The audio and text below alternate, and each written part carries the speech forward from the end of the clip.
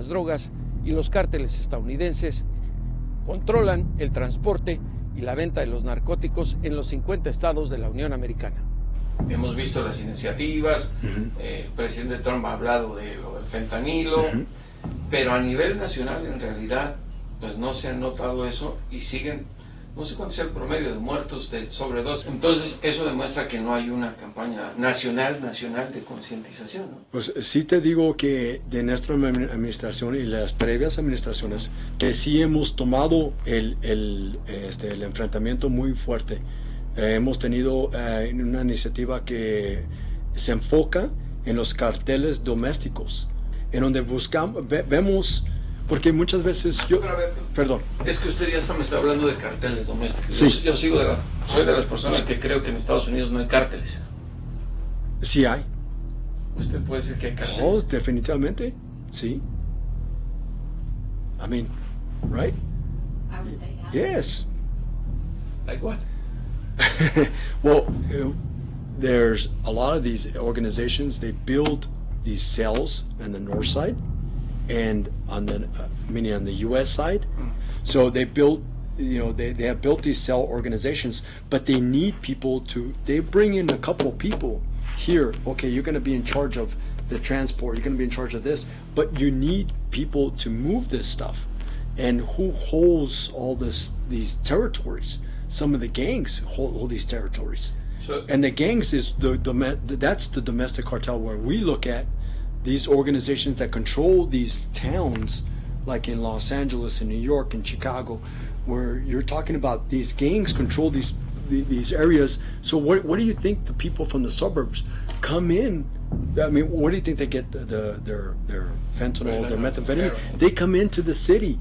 I've seen it. We've all seen it in the inner cities, where you see the problem where you get this a person who has a lot of cash, millionaire, that come down in South Central, for instance, South Central LA, trying to get some crack or trying to get some methamphetamine, and you're like, what in the heck is going on here? But that's what happens. We label them as domestic cartels only because the movement and the violence and the movement of drugs that they're doing, and when they're affecting the communities, that's where it affects us, the most, and that's where the mayors or the local chiefs reach out to us for federal assistance. So it was a problem at one time, because it was you're talking in the U.S. we had an epidemic where we were having problems. We had to shut down a house, shut down a neighborhood, because we were having people. We had these folks making methamphetamine, and they were mixing all these chemicals, and actually it was causing the big, huge chemical fires. So when you say domestic cartels, we can consider which gangs, for example, the traditional ones, the ones in the motorcycles.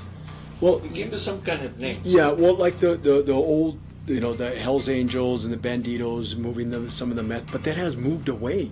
The source location, you're talking about 10 years ago, 15 years ago, back in the day when ephedra was still legal, in the pharmacies and stuff. We were running across a problem when we had an epidemic of clandestine laboratories. As far as the movement of drugs, they're still controlled, of course, from Mexico, from the CJNG and the Sinaloa cartel. They move them up, they get them moved up to the U.S. From there, the gangs have pretty much, because they have the amount of people, to move the stuff, as far as the security is concerned, that's where they come into play.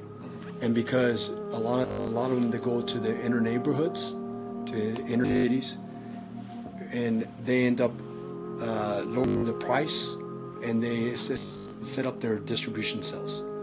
So, I mean, in a major city you go to, you will see that that particular gang that has that control has the communication with the cartel from south of the border.